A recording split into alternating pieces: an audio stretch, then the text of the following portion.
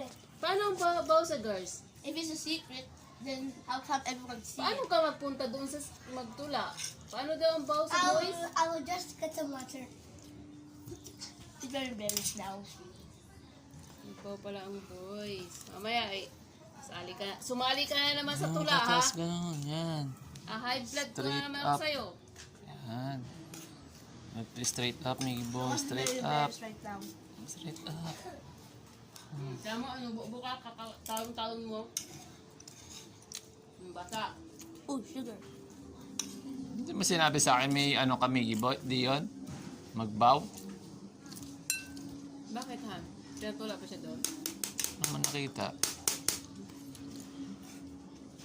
Doon kasi nila sinundo sa ano eh. Ako sinundo ko na rin sila doon sa taas. Oo, ka-exam, ha? Ka-exam ka, no? Sa taas yung doon. Wala pa atang 10:30, 10 pinalabas na sila.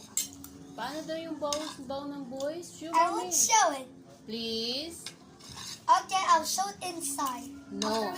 After we done eating. Just show mommy. But after we done eating, I'll show the bowl. Please? Please.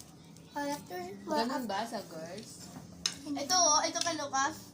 Hindi. Paano Lucas proper bow? Show us. Okay, I'm gonna show you inside. Dito na. Okay, I'm just gonna do this. Ganito yung girls.